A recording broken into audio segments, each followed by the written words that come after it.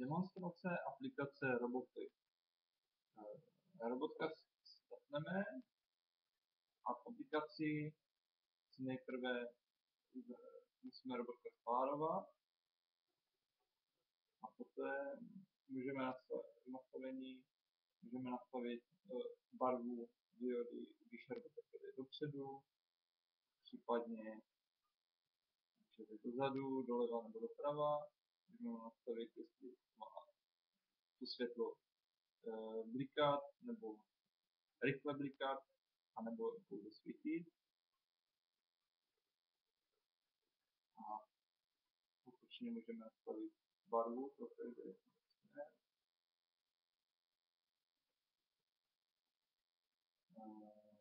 tohle nastavení a poté nejdůležitější část aktivování ovládání, kde jsou 3 kontrolery, kde si vybrat pákový ovladač, kdy vlastně ovládáme levý a pravý motor zvlášť, tedy pokud přidám levou páčku doleva, dopředu, ale vlastně pravý motor,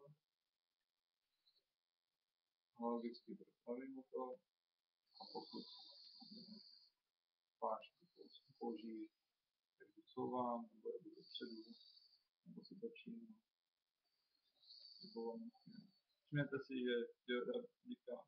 Nevím, jestli to na videu půjde vidět, ale dioda mění vlastně blikání a barvu. Dalším kontrolérem je šipkový ovladač, který má nastaven setrvačník. Tím pádem, když pojedu tak dopředu, tak chvíli trvá, než to ustaví. Stejně dozadu. Brzdění nebo případně když pojedu rychle dopředu a chci rychleji zabrzdit, tak musím dozadu. Když jedu rychle dozadu a chci rychle zabrzdit, tak máškáš dopředu.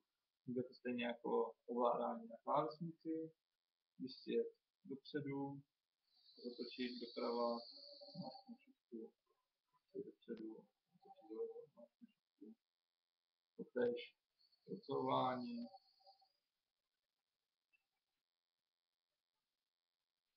Nepovedlo.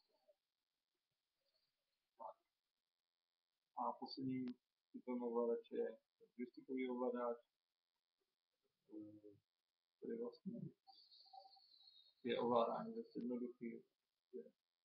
Tam, kde míří kolečko, jak jsem to pohybuje.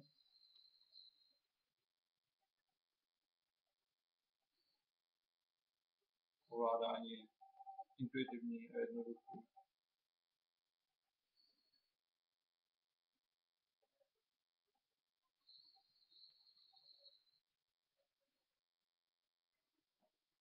To je asi všechno.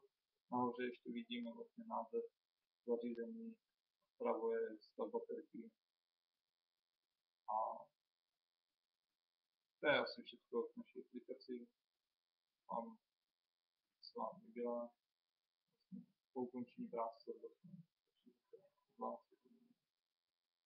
To je vše. Děkuji vám za pozornost. Doufám, že se vám líbila aplikace. Do dalšího videa.